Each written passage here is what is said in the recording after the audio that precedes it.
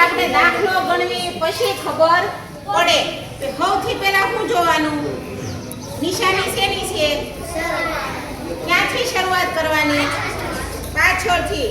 બાલવાટિકાવાળા તમારે મગજ અહીંયા રાખો તો રાખજો. જો પાછળથી ઉપરથી. ઉપર કેટલા છે?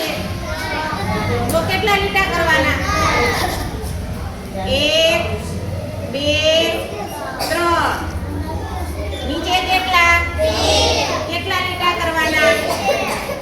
2. સરવાળાનો દાખલો હોય એટલે શું કરવાનું? ભેગા કરવાના. શું કરવાના? 1 2 3 4 5. કેટલા આવ્યા? 5. એટલે 5 5 અહીંયા મૂકી દેવાના. હવે આ બાજુના. આ બાજુ ઉપર કેટલા છે? 5. કેટલા લીટા કરવાના? 1 2 3 4 5. નીચે કેટલા? કેટલા લીટા? 1. હવે સરવાળો એટલે શું કરવાનું? ભેગા. 1 2 3 4 5 6. 6 મૂકી દીધા. કેટલા છે? 65. એમાં 5 ને શું કહેવાય? 6 ને લખવાય. હા, 6 ને લખવા હોય તો કેમ લખવાના? સરસ. જો આ સાદો દાખલો છે સરવાળાનો. હવે વધી વાળો. વધી ક્યારે આવશે ઈ જોવાનું.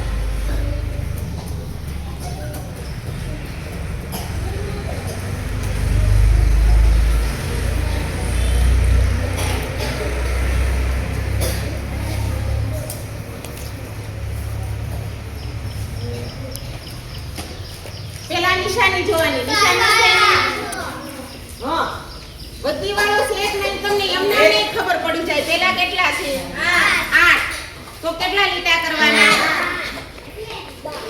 1 2 3 4 5 6 7 8. નીચે કેટલા? કેટલા લીટા કરવાના?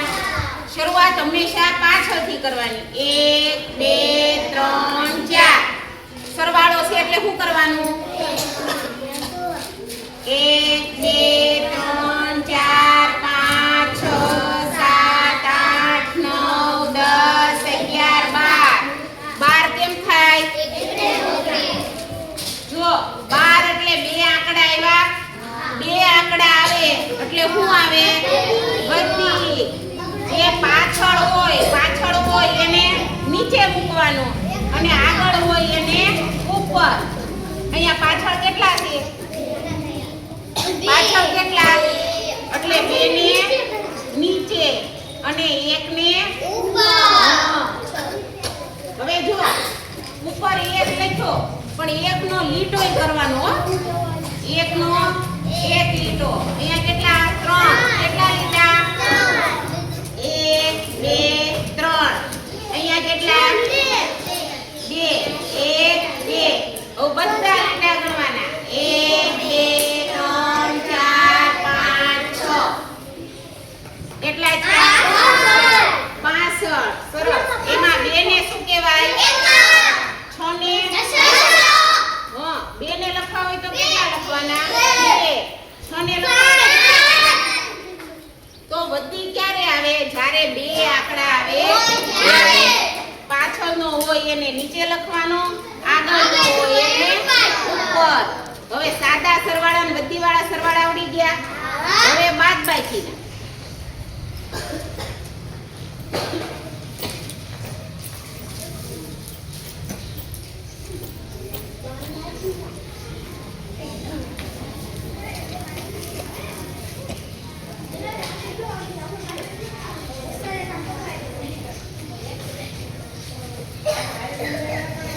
નિશાની પેલા જોવાની. નિશાની શેની છે? બાદબાકીની. શરૂઆત હંમેશા જે દાખલા હોય સરવાળાના હોય કે બાદબાકીના, શરૂઆત ક્યાંથી કરવાની? પાછળ કેટલા છે?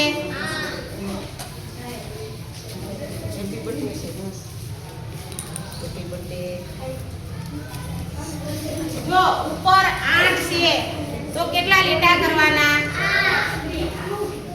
1 2 3 4 5 6 7 8.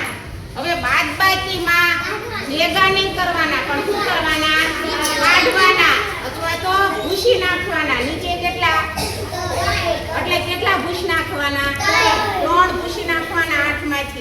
1 2 3 આપણે ભૂસી નાખ્યા. હવે વધ્યા કેટલા ઈ ગણવાના જો 1 2 3 4 ખબર પડી? આ બાજુ કેટલા લીટા કરવાના? 1 2 3 4 5 નીચે કેટલા? બાદબાકી હોય એટલે શું કરવાનું? એક ભૂસ નાખવાનું. હાલો કેટલા લીટા? 1 2 3 4 હા સરસ. એમાં 5 ને શું કહેવાય? 4 ને કેટલા નાખવાના? આ સાદી બાદબાકી. હવે 10 કો ક્યારે આવે એવો દાખલો.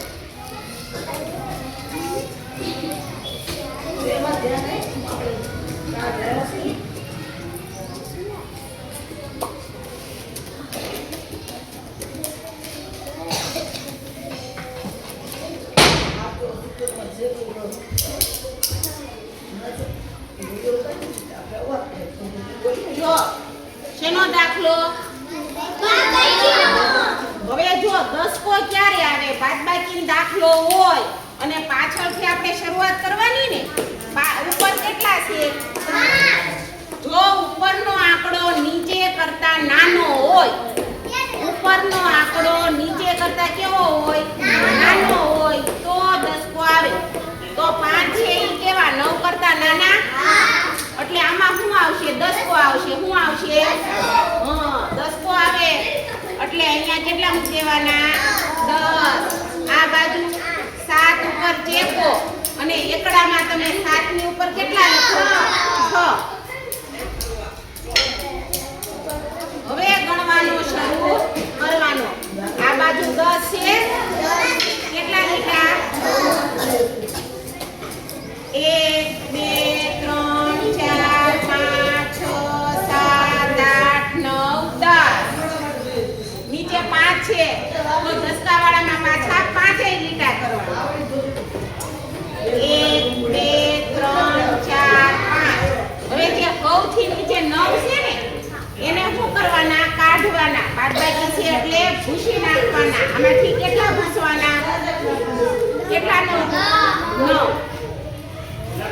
1 2 3 4 5 6 7 8 9 ભૂસી નાખ્યા. હવે બીજા કેટલા ઈ કરવાના? 1 2 3 4 5 6.